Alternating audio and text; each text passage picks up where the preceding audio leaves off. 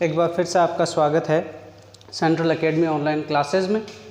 आज अभी तक हमने पैसिव वॉइस के बारे में जितने भी टॉपिक पढ़ लिए थे, आज हम उससे आगे के टॉपिक के बारे में बात करेंगे। तो आज पैसिव वॉइस में हमारा टॉपिक है नेगेटिव सेंटेंस। जो मेन अफर्मेटिव सेंटेंस या उससे रिलेटेड जितने भी सेंटेंसेस आते थे उनके बारे में हम पढ़ चुके हैं। आज हम नेगेटिव सेंटेंस के बारे में पढ़ेंगे। तो नेगेटिव सेंटेंस कौन से होते हैं, सबसे पहले ये जानना ज़रूरी है। नेगेटिव सेंटेंसेस वे होते हैं जिनके अंदर नॉट का यूज़ लिया जाता है। इसमें अफर्मेटिव सेंटेंस को अगर हमने बहुत अच्छे से समझ लिया है तो नेगेटिव सेंटेंस में हमें कोई प्रॉब्लम नहीं आएगी। केवल एक चीज़ को ध्यान रखना है कि अफर्मेटिव सेंटेंस में जिस प्रकार से हमने देखा था वही नियम यूज़ लेने हैं, लेकिन नेगेटिव सेंटेंस में हेल्पिंग वर्ब के तुरंत बाद नॉट दिया गया होगा। तो हमें जब उसे पैसिव वॉइस में चेंज करें तो भी हमें क्या करना होगा, हेल्पिंग वर्ब के तुरंत बाद नॉट का यूज़ लेना होगा। अगर किसी सेंटेंस के अंदर दो हेल्पिंग वर्ब या दो से ज़्यादा हेल्पिंग वर्ब्स आती हैं तो हमें दूसरी जो सेकंड जो हेल्पिंग वर्ब होती है उसके साथ नॉट का यूज़ लेना होता है, उससे पहले लगाना होता है। एग्जाम्पल्स देख लेते हैं नेगेटिव सेंटेंस के। जैसे एक सेंटेंस है, आई एम नॉट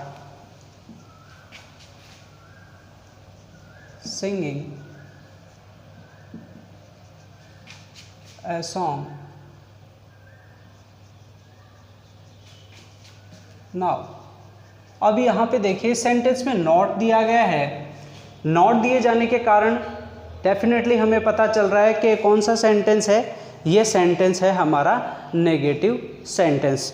तो क्योंकि ये नेगेटिव सेंटेंस है तो इस नेगेटिव सेंटेंस को हम अगर पैसिव वॉइस में चेंज करेंगे, इस एक्टिव वॉइस के सेंटेंस को पैसिव वॉइस में चेंज करेंगे, तो सबसे पहले हमें वही काम करना है, हमें लाना है सब्जेक्ट के स्थान पर ऑब्जेक्ट। सब्जेक्ट दे रखा है आई, इसकी जगह लाना है हमें ऑब्जेक्ट ए सॉन्ग। तो लगा देंगे ए सॉन्ग। ए सॉन्ग लगाते ही हम इसके अनुसार लगा देंगे हेल्पिंग वर्ब। यहाँ पे हमें एम दिया गया है, एम दिया गया है, इट मीन्स हमें इज एम आर में से ही कोई एक लगाना है। तो ए सॉन्ग है, सिंगुलर है, इसलिए हम लगा देंगे यहाँ पे इज। इसके बाद यहाँ पे देखिए एम के तुरंत बाद क्या दिया हुआ है, नॉट दिया गया है, तो हम यहाँ पर भी क्या लगा देंगे, नॉट लगा देंगे। ठीक है। इसके बाद यहाँ पे देखिए मैन वर्ब की फर्स्ट फॉर्म के साथ क्या जुड़ा हुआ है, आईएनजी जुड़ा हुआ है। जहाँ पर मैन वर्ब की फर्स्ट फॉर्म के साथ आईएनजी जुड़ा हुआ हो, पैसिव वॉइस बनाते समय हम क्या यूज़ लेते हैं, बीइंग का यूज़ लेते हैं। तो ये हो जाएगा बीइंग। अब जैसे ही ये मैन वर्ब की फर्स्ट फॉर्म है, ये थर्ड फॉर्म में अब यहाँ पे चेंज हो जाएगी। तो सिंग की थर्ड फॉर्म होती है संग, SUNG। इसके बाद हम लगा देंगे बाई लगाकर सब्जेक्ट, बाई लगाकर सब्जेक्ट। आई दे रखा है, हमारी फर्स्ट लिस्ट के अकॉर्डिंग हम इसे किस में चेंज कर देंगे, मी में चेंज कर देंगे। नाउ दे रखा है, नाउ ऐसा का ऐसा अदर वर्ड मानकर इसे लास्ट में लिख देंगे, ये टाइम एडवर्ब है। तो इस तरह से हमारा नेगेटिव सेंटेंस कंप्लीट हो जाएगा। बस आपको ये कंप्लीट ध्यान रखना है कि नॉट है हेल्पिंग वर्ब के तुरंत बाद आएगा, इस चीज़ का हमेशा ध्यान रखना है, क्योंकि ऊपर वाले सेंटेंस में भी, एक्टिव वॉइस के सेंटेंसों में भी ऐसा ही होता है। एक और एग्जांपल से समझ लेते हैं। जैसे एक एग्जांपल और है,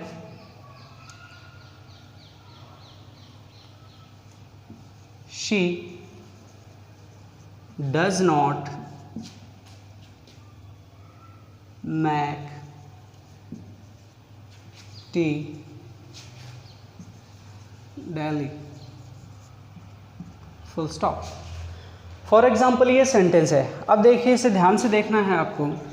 पैसिव वॉइस में अब हम इसे चेंज करेंगे तो सबसे पहले सब्जेक्ट के स्थान पर क्या लाना होता है, हमें ऑब्जेक्ट लाना होता है। सब्जेक्ट क्या दिया हुआ है, शी, लाना क्या है, ऑब्जेक्ट यानी कि टी। तो यहाँ पे हमें सबसे पहले टी लाना होगा। टी हमने लिख दिया। इसके बाद हमें लगानी है हेल्पिंग वर्ब। देखिए यहाँ पे हमें डज दिया गया है। आप नेगेटिव सेंटेंस में और इंट्रोगेटिव सेंटेंस में हमेशा ध्यान रखना कि अगर किसी सेंटेंस में डू या डज दिया गया होता है तो हम उसे किस में चेंज कर देते हैं, इज, एम, आर में चेंज कर देते हैं। अगर डिड दिया गया होता है तो हम उसे वॉज में चेंज कर देते हैं। ये आपको बहुत अच्छे से ध्यान रखना है। अब यहाँ पर डज दे रखा है तो हमें यहाँ पे टी दिया हुआ है, टी के अकॉर्डिंग हम यहाँ पे लगा देंगे हेल्पिंग वर्ब, सिंगुलर होने के कारण इज। अब यहाँ पे नॉट दे रखा है तो हम यहाँ पर भी क्या लगा देंगे, नॉट। अब यहाँ पे मैन वर्ब की फर्स्ट फॉर्म दे रखी है मैक, हम इसे कौन सी फॉर्म में चेंज कर देंगे, थर्ड फॉर्म में चेंज कर देंगे तो आ जाएगा मैक की third form mad.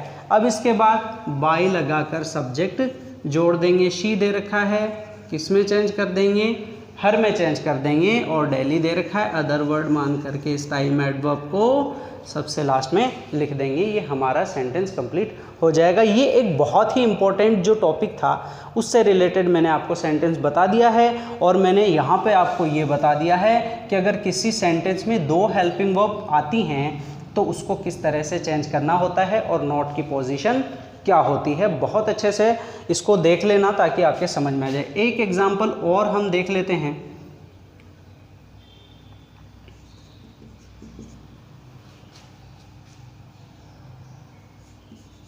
They have not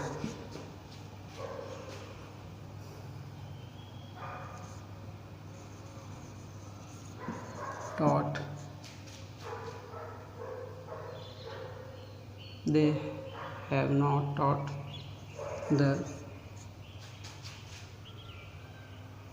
lesson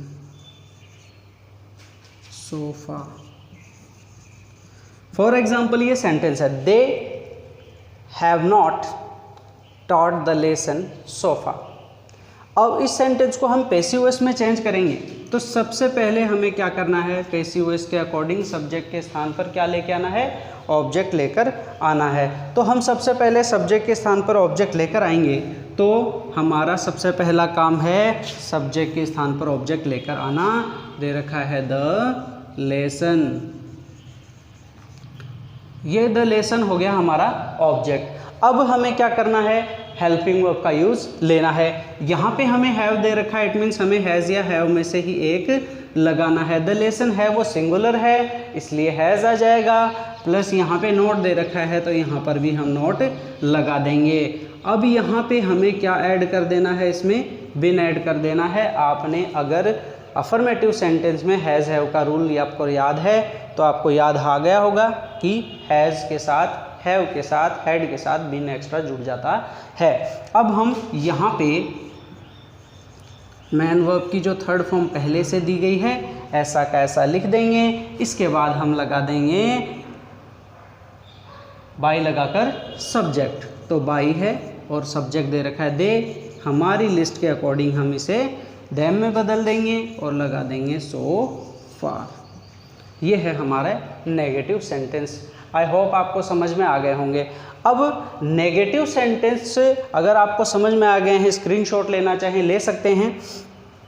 मैंने आपको बहुत ही इम्पोर्टेंट जो एग्जांपल्स हैं एग्ज़ाम के अकॉर्डिंग अगर नेगेटिव सेंटेंस में से आते हैं तो उसी के अकॉर्डिंग आपको बताया है। नेगेटिव सेंटेंस के बाद अब हम बात कर लेते हैं इंट्रोगेटिव की।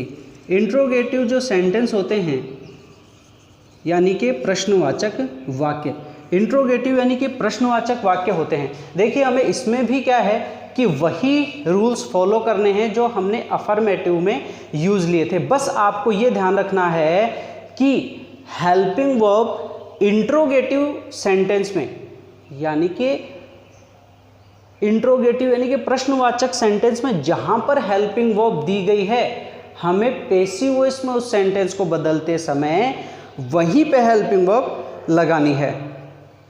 चेंज तो करनी है लेकिन लगानी वहाँ पर ही है जहाँ पर इंट्रोगेटिव सेंटेंस में हमें दी गई है। समझ गए? देखिए एग्जाम्पल से और अच्छे से समझ लेते हैं। जैसे मान लीजिए एक एग्जाम्पल है एक्टिव वॉइस का।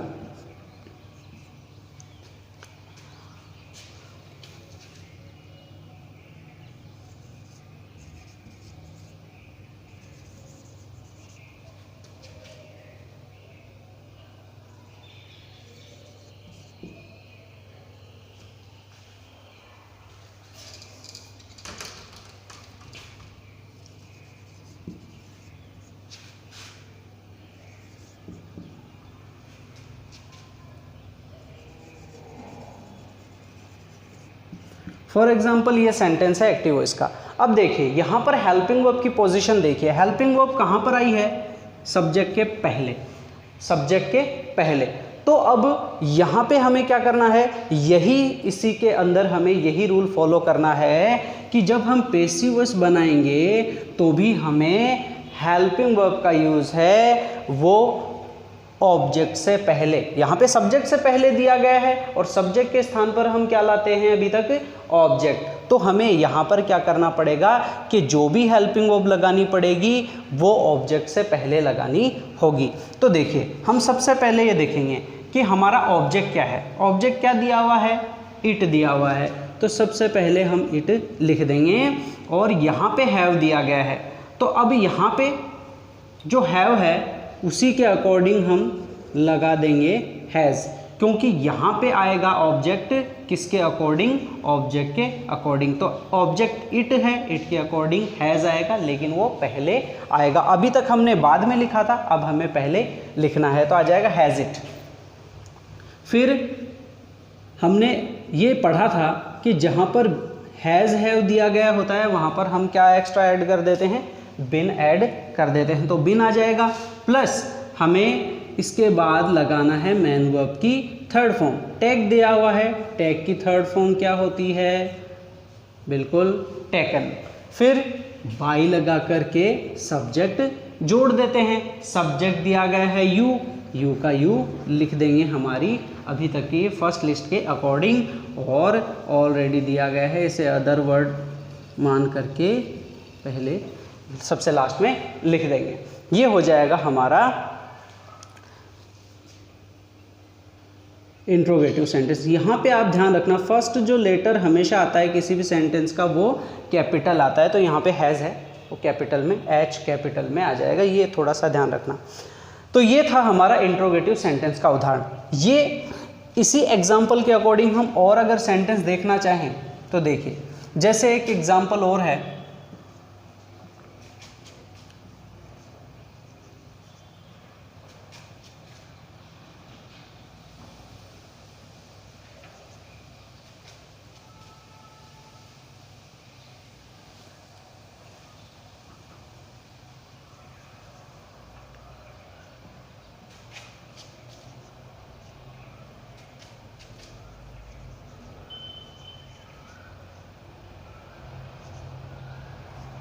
For example did we write the notes. ये एग्जाम्पल एक इंट्रोगेटिव सेंटेंस का हमें दिया हुआ है। इस सेंटेंस को अगर हम पैसिव वॉइस में चेंज करेंगे तो देखिए यहाँ पे भी हमें वही देखना है कि हेल्पिंग वर्ब की पोजीशन क्या दी हुई है। यहाँ पे हेल्पिंग वर्ब डिड की पोजीशन दी गई है सब्जेक्ट से पहले। तो हमें जब पैसिव वॉइस में चेंज करना है तो हम जो भी हेल्पिंग वर्ब लगाएंगे वो ऑब्जेक्ट से पहले लगाएंगे। तो सबसे पहले इसमें देखना है हमें कि ऑब्जेक्ट क्या दिया हुआ है। ऑब्जेक्ट दिया गया है द नोट्स, ये है हमारा ऑब्जेक्ट। इसके अकॉर्डिंग अगर हेल्पिंग वर्ब लगाएंगे तो यहाँ पे हेल्पिंग वर्ब दे रखी है डिड। मैंने आपको बताया था कि डिड दिया गया हो तो उसे हम किस में बदल देते हैं? वॉज या वर में बदल देते हैं। तो डिड है उसे वॉज या वर में बदलेंगे तो डिड यहाँ पे दे रखा है द नोट्स प्लूरल है, प्लूरल के अकॉर्डिंग हेल्पिंग वर्ब भी कैसी आ जाएगी? प्लूरल आ जाएगी, ये है। फिर इसके बाद द नोट्स दे रखा है, ऑब्जेक्ट है, ये लिख देंगे द नोट्स। इसके बाद हम लगा देंगे मैन वर्ब की थर्ड फॉर्म। मैन वर्ब दे रखा है राइट, तो राइट की थर्ड फॉर्म होती है रिटन, राइट, रॉट, रिटन, तो रिटन होती है थर्ड फॉर्म। फिर इसके बाद लगा देंगे बाई लगाकर, सब्जेक्ट वी दे रखा है, बाई इसमें से बदल देंगे, प्लस अगर कुछ दिया हुआ होता और तो हम इसे लगा देते, नहीं दिया गया है इसलिए क्वेश्चन मार्क ऐसा का ऐसा लगा देंगे, आ जाएगा were the notes written by us. इस तरह से ये इंट्रोगेटिव सेंटेंस